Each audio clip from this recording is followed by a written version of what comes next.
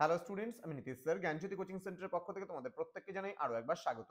তো স্টুডেন্টস, আজকে আমি তোমাদের সঙ্গে আলোচনা করব এনইপি 4 ইয়ার আন্ডার গ্র্যাজুয়েট প্রোগ্রামের অধীনস্থ যে সমস্ত ছাত্রছাত্রীরা যা নর্থ বেঙ্গল ইউনিভার্সিটি আন্ডার বিভিন্ন কলেজগুলিতে 5th সেমিস্টারে পড়াশোনা করছো, মেজর পেপার বেঙ্গলি নিয়ে, তাদের জন্য আজকে মেজর পেপার 11 এর লাস্ট মিনিট সাজেশন 2025 নিয়ে আলোচনা করব।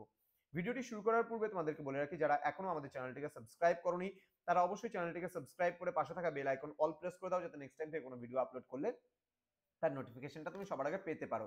এছাড়া অনলাইনে যারা ভাবছো আমাদের ক্লাস জয়েন করবে, তারা অবশ্যই যোগাযোগ করবে আমাদের অফিসিয়াল নাম্বার 7076398606 নাম্বার অথবা 6295916282 নাম্বারে। তোমাদের টোটাল কোর্স ফি থাকছে তোমাদের এই সাধ্যের মধ্যে শুধুমাত্র 1199 রুপিসের বিনিময়ে তোমরা পুরো সেমিস্টারটা আমাদের কাছে পড়তে পারবা।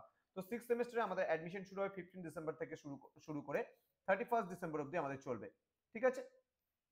এবং আমাদের ক্লাসগুলো কিন্তু শুরু হবে কিন্তু 10th জানুয়ারি থেকে। আবার বলছি 10th জানুয়ারি থেকে আমাদের ক্লাসগুলো আরম্ভ হবে পরবর্তী সেমিস্টার অর্থাৎ 6 সেমিস্টারের ক্লাসগুলো। তো যারা যারা যুক্ত হওয়ার অতি সত্বর আমাদের সঙ্গে যোগাযোগ করে যুক্ত হয়ে যাবে। ক্লিয়ার? চলো, আমাদের যেটা রয়েছে এই বছর শিরোনামে প্রবন্ধ পরিচয় ও বাংলা প্রবন্ধ।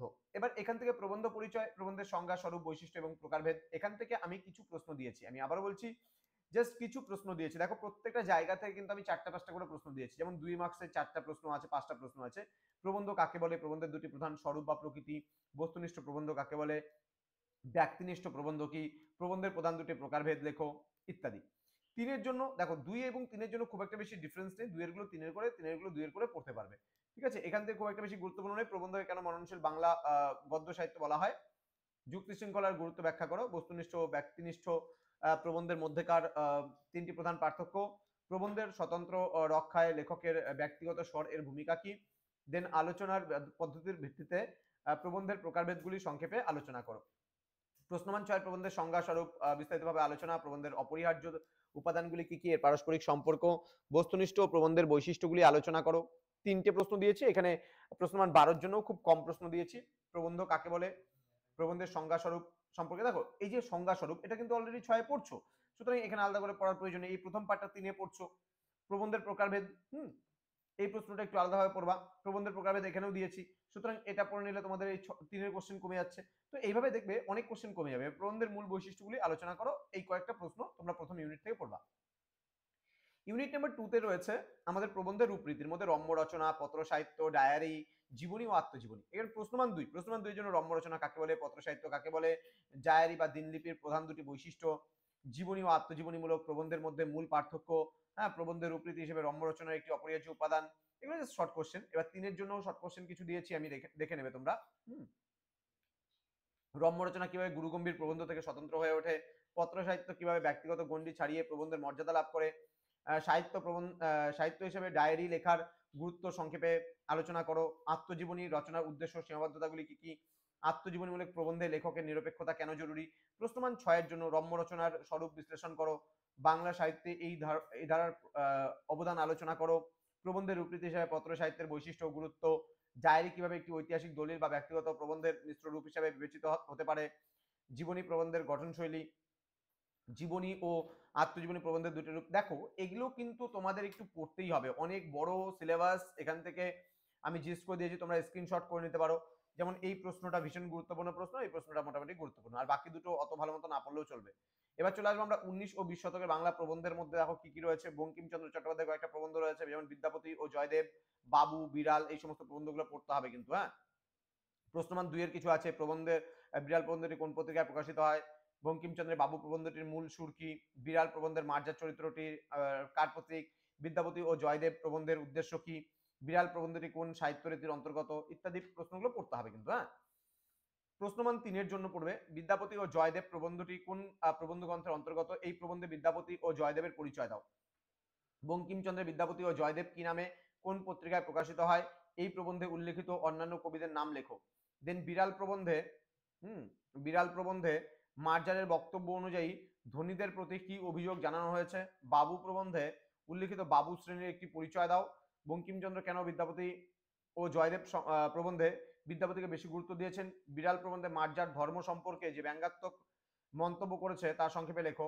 বাবু প্রবন্ধে বাবুদের যে 3টি প্রধান স্বভাবের কথা বলা হয়েছে সেগুলির উল্লেখ করো। প্রশ্নমান 6 এর জন্য আমরা যেগুলো পড়বো সেগুলো একটু দেখে নাও।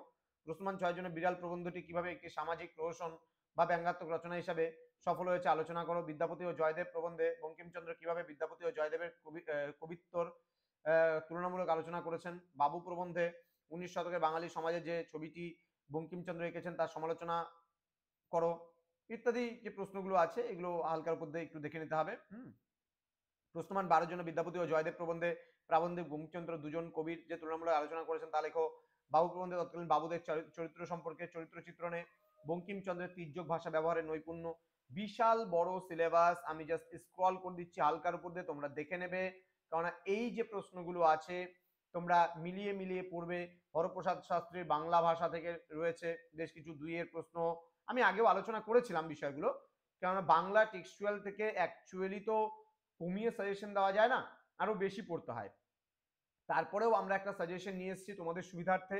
তোমরা বারবার করে বলো যে স্যার পরীক্ষার আগে একটা সাজেশন করে দিন, আমরা করে দিচ্ছি। এই সাজেশনগুলো একটু ভালো করে ফোকাস করে পড়বে, এর মধ্যে থেকেই কোশ্চেনগুলো তোমরা কমন পাবে। 3 এর জন্য প্রশ্নগুলো একটু দেখে নাও। হরপ্রসাদ শাস্ত্রীর যে বাংলা ভাষা রয়েছে সেই বাংলা ভাষা থেকে 3 এর প্রশ্ন, এই যে 6 এর প্রশ্নগুলো একটু দেখে নাও, স্ক্রিনশট করে নাও। 12 নম্বরের প্রশ্ন একটা দুটো করে আমি জাস্ট প্রশ্ন দিয়েছি, দেখে নেবা, বেশি দেইনি কিন্তু, জাস্ট একটা দুটো প্রশ্ন দিয়েছি। আচ্ছা, রবীন্দ্রনাথ ঠাকুরের কতগুলো প্রবন্ধ আছে এখানে? মেঘদূত, বিহারীলাল চক্রবর্তী এবং নরনারী। এবং এখান থেকে আমি মাত্র জাস্ট 6টা প্রশ্ন দিয়েছি, ভাগে করে পড়লে 2টা করে পড়ে। অ্যাকচুয়ালি 2টা করে প্রশ্ন পড়লে হয়, তোমরা নিজেরাই বলো টেক্সচুয়াল এত বড় বড় টেক্সচুয়াল এত বড় বড় প্রবন্ধ, সেখান থেকে কিন্তু একটা দুটো প্রশ্ন পড়লে হয় না।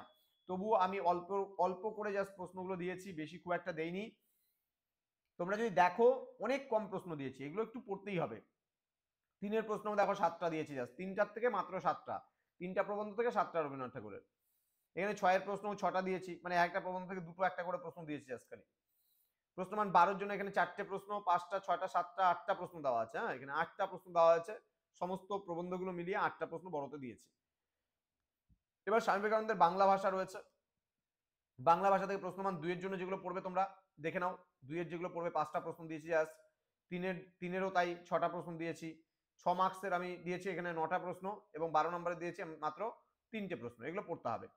জগদীশ চন্দ্র বসুর বিজ্ঞানের সাহিত্য প্রবন্ধ থেকে দেখো 2 নম্বরের 5টা প্রশ্ন, 3 নম্বরের 6টা প্রশ্ন, 6 নম্বরের 6টা প্রশ্ন, 12 নম্বরের 6টা প্রশ্ন, একটু স্ক্রিনশট করে নিতে পারো।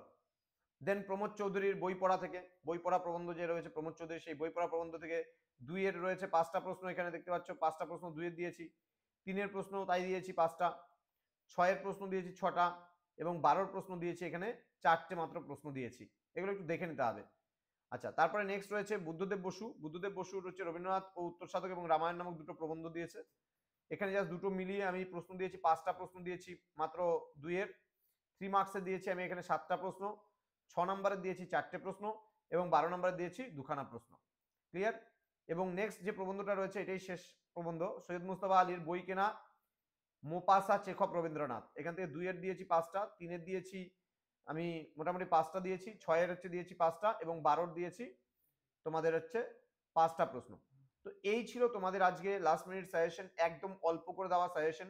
তো স্টুডেন্টস যারা এখনো পর্যন্ত আমাদের চ্যানেলটিকে সাবস্ক্রাইব করোনি তারা অবশ্যই চ্যানেলটিকে সাবস্ক্রাইব করে পাশে থাকা বেল আইকন অল প্রেস করে দাও, যাতে নেক্সট টাইম থেকে কোনো ভিডিও আপলোড করলে তার নোটিফিকেশন তুমি সবার আগে পেতে পারো। এছাড়া যারা ভাবছো যে অনলাইনে আমাদের ক্লাস জয়েন করবা তারা অবশ্যই যোগাযোগ করবে আমাদের অফিসিয়াল নাম্বার 6295916282 এবং 7076398606 নম্বরে। দেখা হচ্ছে তোমাদের সঙ্গে খুব তাড়াতাড়ি আরো একটা নতুন ভিডিও নিয়ে। তোমরা প্রত্যেকেই ভালো থেকো, সুস্থ থেকো। Thank you so much, thanks for watching. পরীক্ষার জন্য প্রত্যেককে all the best. Thank you.